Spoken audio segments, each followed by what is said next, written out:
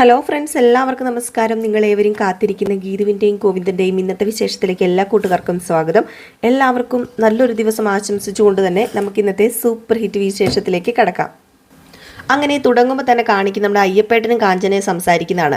അങ്ങനെ കാഞ്ചന മാങ്ങയുടെ ഒക്കെ കാര്യം പറഞ്ഞപ്പോഴത്തേക്കും അയ്യപ്പേട്ടൻ്റെ മനസ്സിലങ്ങോട്ട് ലഡു പൊട്ടി. അയ്യപ്പേട്ടൻ പറഞ്ഞു, ഞാൻ പോയി മാങ്ങ കൊണ്ടുവരും, അതെവിടെ പോയാണെങ്കിലും ഞാൻ മാങ്ങ കൊണ്ടുവന്നിരിക്കും. ഈ ഒരു ഒറ്റ കാരണം കൊണ്ടാണ് താടിയും മുടിയും വടിച്ച് ഞാൻ തീർത്ഥാടനത്തിന് പോയത്.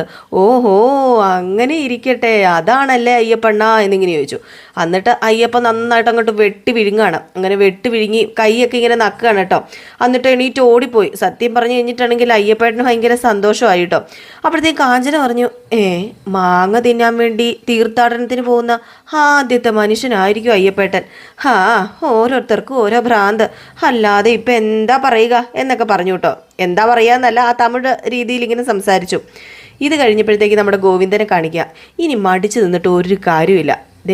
ഇന്ന് അറിയണ ഗീതുവിൻ്റെ സ്ഥാനം എൻ്റെ മനസ്സിൽ എന്താണെന്ന് അതിന്ന് പറഞ്ഞേ പറ്റൂ എന്ന് പറഞ്ഞുകൊണ്ട് അവിടെ ഇരുന്ന് സെൻറ്റൊക്കെ എടുത്ത് അങ്ങോട്ട് നന്നായിട്ട് പൂശുകയാണ് കേട്ടോ. ഏതായാലും ഫുള്ളായിട്ട് അങ്ങ് മൊത്തം അങ്ങോട്ട് സെൻറ്റ് പൂശി നല്ല സ്മെല്ലൊക്കെ അങ്ങോട്ട് പരക്കട്ടെ. ഏതായാലും ചെന്ന് നിൽക്കുമ്പോൾ തന്നെ ഒരു ഫ്രഷായിട്ട് തോന്നണം എന്നൊക്കെ പറഞ്ഞ് പിന്നെ റൂമിലും മൊത്തം അങ്ങോട്ട് അടിച്ചു. ഏതായാലും അവിടെ ഒരു സ്പ്രേ തീർത്ത് കാണും കേട്ടോ. അതുപോലെയാണ് നമ്മുടെ ഗോവിന്ദൻ അവിടെ ഫുൾ അടിച്ചത്. അങ്ങനെ അവിടെ മൊത്തം അടിച്ചിട്ട് വീണ്ടും കണ്ണാടിയുടെ മുമ്പിൽ ചെന്നിട്ട് എന്ത് സ്റ്റൈലിലായിരിക്കും പറയുക? ഏത് സ്റ്റൈലിൽ പറയണം? I love you Geethu. വേണ്ട, അത് ചളിയാ. I love you Geethu. അത് ശരിയാവില്ല. വേറെ സ്റ്റൈല് പിടിക്കാം. I love you Geethu. ഇതെന്താ ഈ ഗോവിന്ദൻ അത്രയ്ക്ക് പോരെന്ന് തോന്നല്ലോ. ഇതൊക്കെ ഓൾഡ് ഫാഷനാ. നല്ല ഫ്രഷായിട്ട് എങ്ങനെ പറയും? അതാ നോക്കേണ്ടത്. ഇപ്പോൾ ഉള്ള കുട്ടികളൊക്കെ ഇതൊക്കെ എങ്ങനെയായിരിക്കും കൈകാര്യം ചെയ്യുക? ഏതായാലും ഒന്നും കൂടെ ശ്രമിക്കാം. ഗീതു, ഈ കണ്ണേട്ടന് നിന്നെ ഭയങ്കര ഇഷ്ടമാണ്. അയ്യേ, ഇതൊക്കെ ചളിയുടെ ചളിയായി പോവുമല്ലോ. ഇനിയിപ്പോൾ എന്താ ചെയ്യുക? എന്താ പറയുക? ഒരു പൂവ്, ഒരു പനിനീർ പൂവിൻ്റെ ഒരു കുറവ് ഫീൽ ചെയ്യുന്നുണ്ടല്ലേ? ഒരു പനിനീർ പുഷ്പം എവിടെന്നെങ്കിലും ഒപ്പിച്ചാൽ കാര്യങ്ങളൊക്കെ ഭേഷായിട്ട് നടക്കും. ഓഹോ, ഇവിടെ ഇരിക്കുകയാണോ എന്ന് പറഞ്ഞാൽ അവിടെ ഒരു ഫ്ലവർ വേസ് ഇരിപ്പുണ്ടായിരുന്നു. അതിൻ്റെ അടുത്ത് ചെന്നിട്ട് ഇങ്ങനെ എടുക്കാൻ തുടങ്ങിയിട്ട് പ്ലാസ്റ്റിക് പൂ വേണ്ട, പ്ലാസ്റ്റിക് പൂവും കൊണ്ട് പറഞ്ഞാൽ ശരിയാവില്ല. പൂവില്ലെങ്കിലും കുഴപ്പമില്ല. പൂവില്ലെങ്കിലും പനിനീർ പൂവിൻ്റെ സുഗന്ധം ഇവിടെ നിറഞ്ഞാൽ പോരെ. അതിൻ്റെ പെർഫ്യൂം ഇവിടെ കണ്ടുണ്ടായിരുന്നല്ലോ. കിട്ടിപ്പോയി. ഇവനെ മതി. ഇവനെ ഇവിടെ മൊത്തം അങ്ങോട്ട് പരത്തി സുഗന്ധം അങ്ങ് നിറയ്ക്കണമെന്ന് പറഞ്ഞ് വീണ്ടും അവിടെ ഇരുന്ന ആ ഒരു സെൻ്റ് എടുത്ത് ഫുൾ അങ്ങ് അടിച്ചു കേട്ടോ. അങ്ങനെ ഗീതു അകത്തേക്ക് കയറി വരുന്ന പിന്നെ കാണിക്കുന്നത്, ഇന്ന് ഞാൻ എൻ്റെ പ്രണയം പറയും, അതുറപ്പാ, ഇന്ന് പറയണം എന്നിങ്ങനെ പറയുന്നു. ആ സമയം തന്നെ നമ്മുടെ ഗോവിന്ദനെയും കാണിക്കുന്നു കേട്ടോ. അപ്പം ഗോവിന്ദൻ ഇങ്ങനെ വീണ്ടും ഇങ്ങനെ എന്താ പറയുക, എങ്ങനെ പറയുന്നു ഇങ്ങനെ ചിന്തിച്ചുകൊണ്ടിരിക്കുക. എന്നിട്ട് ഒരു ഡയലോഗൊക്കെ ഇട്ടു കേട്ടോ. വേറൊന്നും അല്ല ഡയലോഗ്. വരണ്ട് കിടന്ന എൻ്റെ ജീവിതത്തിലേക്ക് സ്നേഹത്തിൻ്റെ പനിനീർ ഗന്ധവുമായി വന്ന ഗീതു, നിനക്ക് ഒരുപാട് നന്ദിയുണ്ട് എന്നിങ്ങനെ പറഞ്ഞു. ഓക്കെ, ഇത് കൊള്ളാം, ഇത് മതി, ഇതിൽ ഗീതു വീഴും, അതുറപ്പാ. ഇനിയിപ്പോൾ കൂടുതൽ ഉണ്ടാക്കാൻ പോയാൽ ഒന്നും നടക്കത്തില്ല എന്നിങ്ങനെ പറഞ്ഞു. അപ്പോഴത്തേക്ക് നമ്മുടെ ഗീതു കയറി വന്നു കേട്ടോ. അപ്പം ഗീതുവിനെ കണ്ടതും ഗോവിന്ദൻ പെട്ടെന്നൊന്ന് ചമ്മി നോക്കി. ഇതാരും ഗീതുവോ? ഒന്ന് പഴയ രീതിയിലല്ലാത്ത പോലെയൊക്കെ ഇങ്ങനെ അങ്ങ് ചോദിച്ചു. അപ്പോഴത്തേക്ക് പെട്ടെന്ന് ഗീതു അകത്തേക്ക് കയറി വന്നപ്പം ഇതെന്താ ഒരു വെടുങ്ക് നാറ്റം? അല്ല, ഇവിടെ എന്താ പെർഫ്യൂം ബോട്ടിൽ വല്ലതും പൊട്ടിക്കിടപ്പുണ്ടോ? വല്ലാത്ത ഒരു ഗന്ധമായി പോയല്ലോ ഇതെന്ന് പറഞ്ഞു. അപ്പോഴത്തേക്ക് നമ്മുടെ ഗോവിന്ദൻ പറഞ്ഞു, ഇവിടെ മൊത്തം പനിനീർ ഗന്ധം വരാൻ ഞാൻ ചെറുതായിട്ട് എന്തൊരു ഗന്ധമായി ഇത്, സഹിക്കാൻ പറ്റുന്നില്ല. മനസ്സിലായി, വെള്ളം അടിച്ചിട്ട് അതിൻ്റെ സ്മെല്ല് കിട്ടാതിരിക്കാൻ പെർഫ്യൂം അടിച്ചിരിക്കുകയാണല്ലേ? അത് തന്നെയാ, ഉറപ്പാ. ഇതിനകത്ത് എവിടെയാ മദ്യം ഒളിപ്പിച്ച് വെച്ചിരിക്കുന്നത്? സത്യം പറഞ്ഞോ? അയ്യോ, സത്യമായിട്ട് ഞാൻ കഴിച്ചിട്ടില്ല ഗീതു, സത്യമായിട്ടും ഇല്ല. അല്ല, നിനക്കെന്താ ഇങ്ങനെ തോന്നാൻ കാരണം? ഊതിക്കേ, ആദ്യം ഊതല്ല, റൂം ഫ്രഷർ അവിടെയൊക്കെ. എൻ്റെ മുഖത്തേക്ക് ഊതാനാ പറഞ്ഞത്. എന്ന് പറഞ്ഞൊരു ഒറ്റ ഊതലൂതി. ഇല്ലല്ലോ, മദ്യത്തിൻ്റെ സ്മെല്ലില്ലല്ലോ, മണം വരാത്ത എന്തോ സാധനം അടിച്ചു കയറ്റിയിരിക്കുന്നത്. ഒന്ന് വിശ്വസിച്ച് ഗീതു, ഞാൻ ഇന്നും മദ്യത്തെ തൊട്ടിട്ടേ ഇല്ല. സത്യമായിട്ടും നിനക്ക് വിശ്വസിക്കാൻ പറ്റുമെങ്കിലും ഒന്ന് വിശ്വസിക്കുക. ചെമ്പരത്തിപ്പൂ എടുത്ത് കാണിച്ചാലും ചങ്കാണെന്ന്. ഇതെന്താ? ആ കള്ള് കുടിച്ചിട്ട് ഉപമ പറയാനും തുടങ്ങി. എന്തോ തല തിരിഞ്ഞ സാധനമാണ് കഴിച്ചിരിക്കുന്നത്. കഞ്ചാവാണോ? സത്യം പറ, എനിക്ക് വിശ്വാസമില്ല. നല്ലൊരു ദിവസം ലഹരിയിൽ മുക്കിക്കൊന്ന ദുഷ്ട ഇതിന് നിങ്ങൾ അനുഭവിക്കും, നോക്കിക്കോ എന്ന് പറഞ്ഞ് നമ്മുടെ ഗീതു അവിടെ നിന്ന് ഇറങ്ങിപ്പോയിട്ടോ. നമ്മുടെ ഗോവിന്ദൻ പ്ലാൻ ചെയ്ത കാര്യമല്ല അവിടെ ഡിമ്മായി എന്ന് വേണം പറയാൻ. അങ്ങനെ ഗോവിന്ദൻ ഞാൻ തോറ്റു പിന്മാറാൻ തയ്യാറല്ല. അവക്ക് അവളുടെ മുന്നിൽ എൻ്റെ ഹൃദയം കൊണ്ടെഴുതിയ കവിത അത് ഞാൻ കേൾപ്പിക്കും. ചെന്നിട്ട് തന്ന കാര്യം ഇനി അങ്ങോട്ടേക്ക് ചെല്ലാമെന്നും പറഞ്ഞ് നേരെ ഗീതുവിൻ്റെ അടുത്തേക്ക് ചെല്ലുകയാണ് കേട്ടോ. ഗീതു കാലി വന്നിട്ട് ഇങ്ങനെ നിൽക്കുകയാണ്. യശ്ശേ, ഞാൻ എൻ്റെ സ്നേഹം പറയാൻ വന്നപ്പം ലഹരിയിൽ കൂത്താടി നിൽക്കുമോ വൃത്തികെട്ടവൻ. ഇവനെ ഇനി എന്താ ചെയ്യുന്നതെന്ന് ചോദിച്ചു. അപ്പോഴത്തേക്ക് നമ്മുടെ ഗോവിന്ദൻ വന്നിട്ട്, ഗീതു നീ ഞാൻ പറയുന്നൊന്ന് കേക്ക്, നീ എന്നെ ഒന്ന് വിശ്വസിക്ക്. ഇന്ന് ഞാൻ മദ്യപിച്ചിട്ടില്ല. ഞാൻ പറഞ്ഞല്ലോ, മണം വരാത്ത ഏതോ ന്യൂ ജനറേഷൻ ലഹരി അകത്തേക്ക് ചെന്നത്. ലഹരി അതല്ലേ? എൻ്റെ ഗീതു, ഞാൻ ഒരു ലഹരിയും കുടിച്ചിട്ടില്ല. നീ ഒന്ന് വിശ്വസിക്ക്. അല്ല പിന്നെ എന്തിനാ നിങ്ങൾ റൂമിൽ സ്പ്രേ അടിച്ചത്? റൂമിൽ നിൽക്കാൻ പോലും പറ്റാത്തത്ര സ്മെല്ലല്ലേ, ഒരു നാറ്റമല്ലേ? നാറ്റുവോ പെർഫ്യൂമിന്? പിന്നല്ലാതെ അതിനകത്ത് കിടന്ന് ശ്വാസം മുട്ടി ചത്തുപോകൂലേ? അത്ര മാത്രം പെർഫ്യൂമിൻ്റെ സ്മെല്ലാ. എങ്കിൽ പിന്നെ അതൊക്കെ പോട്ടെ. ഏതായാലും നമുക്ക് കുറച്ച് കാര്യങ്ങൾ ഇവിടെ നിന്ന് സംസാരിച്ചാലോ? എന്തു സംസാരിക്കാൻ? എനിക്ക് ഒരു കാര്യം ഗീതു നിന്നോട് പറയാനുണ്ടായിരുന്നു. എങ്കിൽ പറ, പെട്ടെന്ന് പറ. അത് പെട്ടെന്നൊന്നും പറയാൻ പറ്റില്ല. അതിപ്പം ഞാൻ എങ്ങനെയാ പറയുക? അല്ല, നീ തൊട്ടുണർത്തിയത് എൻ്റെ ഹൃദയത്തിൻ്റെ സ്നേഹത്തെയാണ്. പക്ഷെ അതിൻ്റെ ഉള്ളിൽ പ്രണയത്തിൻ്റെ അഗ്നിയായിരുന്നു എന്ന് ഞാൻ ഇപ്പോഴാണ് അറിയുന്നത്. എന്തോ വല്ലാത്തൊരു ഫീല് തോന്നുക എനിക്ക്. പനിനീർ പൂവാ. എന്താ ഇതൊന്നും മിണ്ടാ നിൽക്കുന്നേ? അപ്പം അത്രയും ഭാഗം നമ്മുടെ ഗോവിന്ദൻ മനസ്സിൽ വിചാരിച്ചാണ് കേട്ടോ. അങ്ങനെ നമ്മുടെ ഗീതു, എന്താ ഈ പറയുന്നത്? അല്ല, നന്ദിയുണ്ട് ഗീതു. എന്തിനു നന്ദി? നിങ്ങൾ എന്താ ഈ പറയുന്നത്? കുറേ നന്ദി പറഞ്ഞു കഴിഞ്ഞാലേ ഇനി എന്തിനാ ഈ നന്ദി? എനിക്കൊന്നും മനസ്സിലാവുന്നില്ല. നിങ്ങൾക്ക് എന്നെ ഭ്രാന്ത് പിടിച്ചോ? അതെ, ഒരു നന്ദിയും കൂടെ ഉണ്ടായിരുന്നു. ആ നന്ദിയും കൂടെ പറയാൻ മറന്നുപോയി. അല്ല, അതേത് നന്ദിയാ? അതായത് ഗീതു, ഇവിടെ ഞാൻ എങ്ങനെയൊന്ന് പറഞ്ഞു മനസ്സിലാക്കുക? വരണ്ട പനിനീര് പറ്റില്ല, പനിനീര് തളിക്കാൻ പറ്റില്ല, ജീവിതത്തിൻ്റെ ഒരു പനിനീര് അതും പറ്റില്ല എന്നൊക്കെ പറഞ്ഞിങ്ങനെ ബപ്പ വെച്ചോണ്ടിരിക്കുക. അപ്പോഴത്തേക്ക് നമ്മുടെ ഗോവിന്ദനോട് ഗീതി ചോദിച്ചു, ഇതെന്താ പറ്റിയത്? സത്യത്തിൽ എന്താ മട്ടുണ്ടോ? അത് പിന്നെ നീയേ പ്രിയനെ കണ്ടിട്ട് പറഞ്ഞില്ലേ മറ്റേ മുഹൂർത്തത്തിൻ്റെ കാര്യം? ജോൾസിനെ പോയിട്ട് നീ സമയമൊക്കെ കുറിച്ചില്ലേ?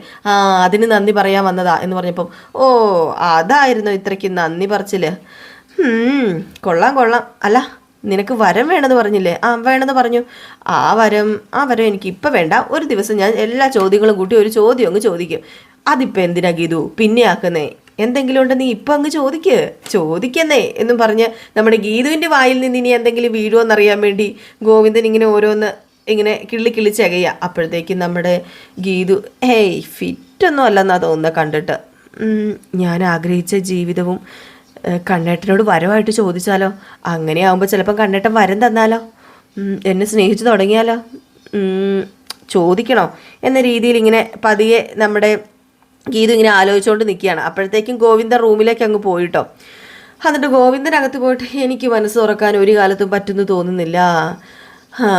ഇങ്ങനെ തന്നെ ആയിരിക്കും. അല്ല, അവള് എൻ്റെ കൂടെ ഒരു ജീവിതം വരവായിട്ട് ചോദിക്കുമായിരുന്നെങ്കിൽ അതെനിക്ക് കൊടുക്കായിരുന്നു എന്നിങ്ങനെ പറഞ്ഞു. അപ്പോഴത്തേക്ക് നമ്മുടെ ഗീതു റൂമിലേക്ക് കയറി വന്നിട്ട് റൂം അങ്ങ് ലോക്ക് ചെയ്തു കേട്ടോ. എന്നിട്ട് വീണ്ടും നമ്മുടെ ഗീതു ഇമാജ് ചെയ്യണം. മൊത്തം ഇവർക്ക് ഇമാജ് മാത്രമേ ഉള്ളൂ. ഗീതുവിനെയും ഗോവിന്ദനെയും കാണിക്കുന്നുണ്ട്. അവരിൽ നിന്ന് വേറെ അവരുടെ ഒരു എന്താ പറയുക, മനസാക്ഷി എന്നൊക്കെ പറയില്ല, അവർ രണ്ടുപേരും നടന്നു പോയിട്ട് പരസ്പരം ഇങ്ങനെ സ്നേഹം പറയുന്ന കേട്ടോ കാണിക്കുന്നത്. ഏതായാലും ഇന്നും സ്നേഹവും പറയുന്നില്ല, ഒരു വണ്ണാങ്കട്ടയും പറയുന്നില്ല. സത്യം പറഞ്ഞാൽ അതാണ് സത്യം. ആ സമയത്ത് ആരോ വന്നു കേട്ടോ. ആരോ വന്നിങ്ങനെ ഡോറേ മുട്ടി. അപ്പോഴത്തേക്കും ആരോ വന്നു. പോയി നോക്കട്ടെ എന്ന് പറയുമ്പോൾ പോയി നോക്കാതിരിക്കാൻ പറ്റില്ലല്ലോ, ചെന്ന് നോക്കാൻ പറഞ്ഞു. വേറെ ആരുമല്ല വന്നേക്കുന്നത്, നമ്മുടെ അയ്യപ്പേട്ടനാണ് സ്വർഗത്തിലെ കട്ടറുമ്പായിട്ട് വന്നത്. ഇല്ലെങ്കിൽ ചിലപ്പോൾ ഒന്ന് പറഞ്ഞു പോയേനെ. അങ്ങനെ പ്രാഗി നമ്മുടെ ഗോവിന്ദൻ പോയിട്ട് ഈ സമയത്ത് ആരാന്ന് അറിയത്തില്ലല്ലോ. ആരായിരിക്കും? അപ്പോഴത്തേക്ക് നമ്മുടെ ഗീതു പറഞ്ഞു, അതെ അയ്യപ്പേട്ടനാന്നാ തോന്നുന്നത്. അപ്പോൾ അയ്യപ്പേട്ടൻ പുറത്ത് നിന്ന് മോളെ ഗീതു എന്നിങ്ങനെ വിളിച്ചു കേട്ടോ. ഏതായാലും അയ്യപ്പേട്ടൻ വന്നിരിക്കുന്നത് കൈ നിറയെ ഒരു ചാക്ക് മാങ്ങയുമായിട്ടാണ്. ടെങ്. എങ്ങനെയുണ്ട്? ഇതെന്താണെന്ന് നോക്കിയേ. ഈ ചാക്കിനകത്തെ മോക്ക് ഇഷ്ടപ്പെട്ടൊരു സാധനമാണ് കൊണ്ടുവന്നിരിക്കുന്നത്. എത്രയൊക്കെ വളവിട്ട് വെള്ളം ഒഴിച്ചാലും മരത്തിനും കൂടെ തോന്നണ്ടേ ഫലം കൊടുക്കണമെന്ന്. ശരിയല്ലേ ഞാൻ പറയുന്നത് എന്നിങ്ങനെ അയ്യപ്പേട്ടൻ പറഞ്ഞിട്ട് ഇതെന്താ പറ്റിയത് ഈ വെളുപ്പാങ്കാലത്ത് വട്ട് പിടിച്ചോ എന്നുള്ള അർത്ഥത്തിലാണ് നമ്മുടെ ഗോവിന്ദൻ നിൽക്കുന്നത്. അപ്പോഴത്തേക്ക് പെട്ടെന്ന് നമ്മുടെ ആരാ അയ്യപ്പേട്ടൻ ദേ എങ്ങനെയുണ്ടെന്ന് നോക്കിയേ, ദേ ഇതാണ് പച്ചമാങ്ങ കണ്ടില്ലേ എന്ന് പറഞ്ഞപ്പോഴത്തേക്കും നമ്മുടെ ഗീതു പച്ചമാങ്ങ അത് കൊള്ളാലോ, കണ്ടില്ലേ കണ്ടില്ലേ കൊതി കണ്ടില്ലേ കൊതി ഉണ്ടല്ലേ, ഏതായാലും മോള് വയറ് നിറയെ കഴിച്ചോ, മൂക്ക് വേണ്ടിയാ ഈ അയ്യപ്പേട്ടൻ ഈ പച്ചമാങ്ങ പോയി കൊണ്ടുവന്നത്. അങ്ങനെ പെട്ടെന്ന് നമ്മുടെ ഗീതു ഒരെണ്ണം കടിച്ചിട്ട് ദേ ഇതാ ഗോവിന്ദേട്ടന് വേണോന്ന് ചോദിച്ചു കൊടുത്തു. അപ്പോഴത്തേക്കും നീ കടിച്ചത് വേണോ ഞാൻ തിന്നാന്, ദേ എനിക്കൊന്നും വേണ്ടാന്ന് പറഞ്ഞു. അപ്പോഴത്തേക്കും നമ്മുടെ അയ്യപ്പേട്ടൻ പറഞ്ഞു ദേ ഇതിനകത്ത് നിറയെ വാങ്ങിയിരിപ്പുണ്ട്, ദേ തിന്ന്, ഏതായാലും കൊതി വരുന്നതനുസരിച്ച് ഇനി ഇങ്ങനെ വീണ്ടും വീണ്ടും പറിക്കാലോ എന്നിങ്ങനെ പറഞ്ഞപ്പോഴത്തേക്കും അല്ല എന്തിനാ ഇത്രയും മാങ്ങ അയ്യപ്പേട്ട, വവ്വാലിന് അറിയത്തില്ലല്ലോ മാങ്ങയുടെ പൂതി, ഒന്നും അറിയാത്ത ഒരു ഭാവം, ദേ ഇതിനുള്ള ആഗ്രഹം തീർക്കാനുള്ള മാങ്ങയാ ഇത് എന്ന് പറഞ്ഞ് വയറ്റിൽ അങ്ങോട്ട് കൈവച്ചിട്ട് പറഞ്ഞു. അപ്പോഴത്തേക്ക് നമ്മുടെ അയ്യപ്പേട്ടൻ എങ്ങനെയുണ്ടെന്ന് ചോദിച്ചു. അപ്പോഴത്തേക്കും ആ ഗീതുവിന് കാര്യങ്ങളൊക്കെ പിടികിട്ടിയത്.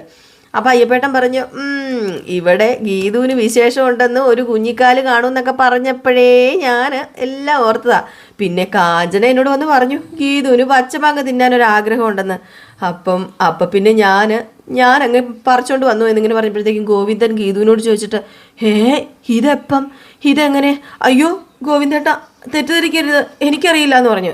നിനക്കറിയില്ലെങ്കിൽ പിന്നെ ആർക്കാടി അറിയാമെന്ന് ചോദിച്ചു. അപ്പോഴത്തേക്കും നമ്മുടെ അയ്യപ്പേട്ടൻ ദേ രണ്ടുപേരും വഴക്കൊന്നും ഉണ്ടാക്കണ്ട, കഴിച്ചോ ദേ ഗോവിന്ദ അങ്ങ് മാറി നിന്ന് കഴിപ്പിക്കോട്ടെ, വയറ് നിറച്ച് കഴിപ്പിക്കുക, ഗീതു മുണ്ടക്കോതി അങ്ങോട്ട് തീരട്ടെ എന്ന് പറഞ്ഞു. ഏതായാലും ഇത്രയും പറഞ്ഞിട്ട് നമ്മുടെ അയ്യപ്പേട്ടൻ ചിരിച്ച് കളിച്ച് അങ്ങ് പോയിട്ടോ. അപ്പോഴത്തേക്ക് നമ്മുടെ ഗോവിന്ദൻ ഇതെന്താ പറ്റിയത്, സത്യം പറഞ്ഞാൽ എനിക്കൊന്നും മനസ്സിലാവുന്നില്ലല്ലോ ഗീതു എന്നിങ്ങനെ സത്യം പറഞ്ഞാൽ നമ്മുടെ ഒന്നും അറിയത്തില്ലാത്ത രീതിയിൽ ഗോവിന്ദൻ ഇങ്ങനെ നിൽക്കുകയാണ്. അപ്പോഴത്തേക്കും ഇതൊക്കെ കണ്ടുകൊണ്ട് രാധികാമ്മ ഇങ്ങനെ മാറി നിന്നു. അങ്ങനെ അയ്യപ്പേട്ടൻ്റെ അടുത്ത് ചെന്നിട്ട് എന്തായിരുന്നു ഗോവിന്ദൻ ഗീതുവായിട്ടൊരു ചർച്ച? ചർച്ചയല്ല, ഗീതുമൊക്കെ പച്ചവാങ്ങ തിന്നാനേ ഒരു കൊതി, അതുകൊണ്ട് ഞാനേ ഒരു മരം മുഴുവൻ ഇങ്ങ് പറിച്ചുകൊണ്ട് വന്നു. അല്ല ഈ പിള്ളേരെന്തെങ്കിലും ആഗ്രഹം പറഞ്ഞാൽ നമ്മൾ വേണ്ടേ അത് സാധിച്ചു കൊടുക്കാൻ. പിന്നെ ഒന്നും നോക്കിയില്ല, ഒരു മാവ് തന്നെ ചോടോടെ ഇങ്ങ് പിഴുതുകൊണ്ട് വന്നു. ഗീതുമോള് കൊതി തീരെ തിന്നണ്ടേ രാധികാമ്മ തുറച്ചു നോക്കുകയാണ് കേട്ടോ. പയ്യപ്പനൊരു പേടിയായി. പയ്യപ്പൻ തിന്നണ്ടേ രാധികാമ്മേ എന്നും പറഞ്ഞിട്ട് പതുക്കെ ചിരിച്ചോണ്ട് അങ്ങനെ നൈസായിട്ട് അങ്ങ് ഒഴിഞ്ഞു മാറി അങ്ങ് പോയിട്ടോ. ഏതായാലും ഇത് കണ്ടിട്ട് നമ്മുടെ രാധികാമ്മ പല്ലൊക്കെ കടിച്ചു പൊട്ടിച്ച് നിൽക്കുകയാണ്. എന്നിട്ട് രാധികാമ്മ മനസ്സിൽ വിചാരിച്ചു ഒടുവിൽ ഞാൻ വിചാരിച്ച പോലെ തന്നെ സംഭവിച്ചു, അവനെല്ലാം പ്രതിജ്ഞയും മറന്നു, അവരെ മയക്കിയെടുത്തു, ഇനി അവർക്കൊരു കുട്ടി ജനിക്കാൻ പോകുന്നു, സഹിക്കില്ല, ഒരിക്കലും സഹിക്കില്ല, കണ്ണനൊരു കുടുംബമാകുന്നു, അങ്ങനെ ആയിക്കഴിഞ്ഞാൽ പ്ലാനുകളെല്ലാം മുടങ്ങും, പറ്റില്ല, സമ്മതിക്കില്ല എന്നും പറഞ്ഞുകൊണ്ട് പല്ലൊക്കെ കടിച്ചു പൊട്ടിച്ച് അവിടെ നിൽക്കുക രാധികാമ്മ. പിന്നെ കാണിക്കുന്ന സീൻ എന്ന് പറഞ്ഞിട്ടുണ്ടെങ്കിൽ നമ്മുടെ ഗോവിന്ദനെ ഒരൊറ്റ തള്ളു തള്ളിയിട്ട് എനിക്ക് വിശേഷമുണ്ടെന്ന് നിങ്ങളാണോ അയ്യപ്പേട്ടനോട് പറഞ്ഞത്? പറഞ്ഞോ ഇല്ലയോ സത്യം പറ. അയ്യോ സത്യമായിട്ട് ഞാൻ പറഞ്ഞില്ല ഗീതു, നീ അല്ലേ പറഞ്ഞത് പച്ചമാങ്ങ വേണമെന്ന്, അതായിരിക്കും അയ്യപ്പേട്ടന് കൺഫ്യൂഷൻ ആയത്. അല്ല അതൊന്നുമല്ല, ഞാൻ അച്ചാറിടാനാ പറഞ്ഞത്. ഇത് വേറെ എന്തോ കാര്യം നിങ്ങൾ പറഞ്ഞിട്ടുണ്ട് അയ്യപ്പേട്ടനോട്. ദേ എൻ്റെ പൊന്നു ഗീതു ഞാനൊന്നും പറഞ്ഞിട്ടില്ല. ദേ നിങ്ങൾ കൂടുതൽ ഡയലോഗൊന്നും അടിക്കണ്ട. നേരത്തെ നിങ്ങളുടെ സംസാരം കേട്ടിട്ടെ അത് പ്രിയം തെറ്റിദ്ധരിച്ചായിരുന്നു. സത്യമായിട്ടും എനിക്കറിയില്ല ഗീതു, ഇതിന് ഞാൻ ഉത്തരവാദിയല്ല. ഇത് നിങ്ങളുടെ വേറെ എന്തോ നാടകമാണ്. എന്നെയും കിഷോറിനെയും ചേർത്ത് കഥ ഉണ്ടാക്കിയതുപോലെ പുതിയ കഥ വേറെ എന്തോ ഉണ്ടാക്കാനുള്ള നിങ്ങളുടെ മാസ്റ്റർ പ്ലാനാ. എനിക്കൊന്നും അറിയില്ല ഗീതു, നീ എന്നെ ഒന്ന് വിശ്വസിക്കുക. നീയല്ലേ പച്ചമാങ്ങ ചോദിച്ചത്, ഇതിനെല്ലാം ഉത്തരവാദി നീയാ. ദേ നിന്റെ മാങ്ങാതീറ്റിയുടെ ആ ഒരു കൊതി കേട്ടപ്പോൾ ഓർത്തു നീ പ്രഗ്നൻ്റ് ആണെന്ന്. അത് തന്നെ ആയിരിക്കും, അല്ലാതെ ഞാനൊന്നും ചെയ്തിട്ടില്ലെന്ന് പറഞ്ഞു. അപ്പോഴത്തേക്ക് നമ്മുടെ ഗീതു വീണ്ടും പറഞ്ഞു നിങ്ങൾ ഒറ്റ ഒരുത്തനാ ഈ ഒരു ഗർഭത്തിന് ഉത്തരവാദിത. ഇതെൻ്റെ ഗർഭമല്ല, എൻ്റെ ഗർഭം ഇങ്ങനെയല്ല. ഓഹോ അപ്പം ഞാൻ വേറെ വഴിക്ക് ഗർഭം ഉണ്ടാക്കിയെന്നാണോ നിങ്ങൾ പറഞ്ഞു വരുന്നത് എന്ന് ചോദിച്ചു. എൻ്റെ പൊന്നു ഗീതു നീ എന്നോട് വെറുതെ വഴക്കുണ്ടാക്കാതെ. ഞാനാണോ വഴക്കുണ്ടാക്കുന്നത്? ഞാനാണോ വഴക്കാളി? ഇഷ്ടമില്ലാത്ത അച്ചി തൊട്ടതൊക്കെ കുറ്റം. അതാ ഇപ്പം നിനക്ക് പറ്റിയത്. നീ വെറുതെ ഓരോ പ്രശ്നം ഉണ്ടാക്കാൻ വേണ്ടി നടക്കുക. നേരത്തെ നീ പറഞ്ഞു ഞാൻ എന്തോ ലഹരിക്ക് അടിമയാണെന്ന്, ഇപ്പം ദേ ഇങ്ങനെയൊക്കെ പറഞ്ഞു. മനുഷ്യൻ സഹിക്കുന്നതിനൊരു പരിധിയുണ്ട്. അത് തന്നെ എനിക്കും പറയാനുള്ളത്, എല്ലാത്തിനും ഒരു പരിധിയുണ്ട്. ഭർത്താവാണെങ്കിൽ ഭർത്താവിൻ്റെ സ്ഥാനത്ത് നിൽക്കണം. അത് തന്നെ എനിക്കും പറയാനുള്ളത്. ഭാര്യയാണെങ്കിൽ ഭാര്യയുടെ സ്ഥാനത്ത് നിൽക്കണം. അങ്ങനെ അങ്ങനെ നിന്ന് കഴിഞ്ഞിട്ടുണ്ടെങ്കിലുണ്ടല്ലോ ഭർത്താവിൻ്റെ സ്ഥാനത്ത് നിൽക്കും. ദേ ഗോവിന്ദേട്ട, എൻ്റെ സ്ഥാനത്തെ കുറ്റം പറയണ്ട കേട്ടോ. എൻ്റെ പൊസിഷൻ കറക്റ്റാ. നിങ്ങൾ ഒട്ടും ശരിയല്ല. ആദ്യം നിങ്ങൾ നന്നാവാൻ നോക്ക്. സ്വന്തം ഭാര്യയ്ക്ക് ഗർഭം ഉണ്ടാക്കാൻ നോക്കുന്ന ലോകത്തിലെ ആദ്യത്തെ ഭർത്താവ് നിങ്ങളായിരിക്കും.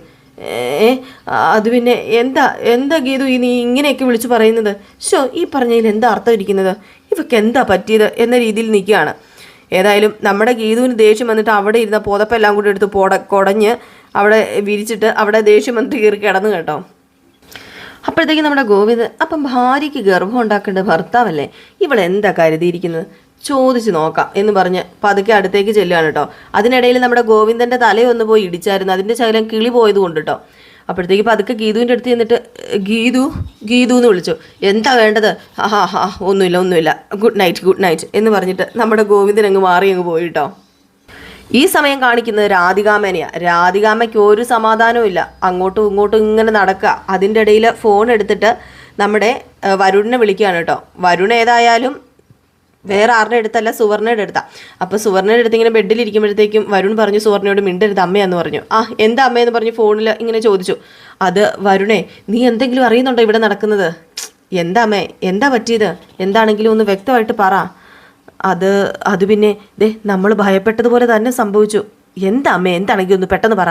അതെ ഗീതു, അവൾ പ്രഗ്നൻ്റാ. ഗീതു പ്രഗ്നൻ്റോ? ഇത് കേട്ടതും വല്ലാണ്ടങ്ങ് ഞെട്ടിപ്പോയിട്ടോ നമ്മുടെ വരുണ്. അതേടാ, ഗീതു പ്രഗ്നൻ്റ് ആണെന്ന് എൻ്റെ എല്ലാ പ്രതീക്ഷയും തകർന്നു. നിന്റെ ജീവിതമാണ് ഇനി തകരാൻ പോകുന്നത്.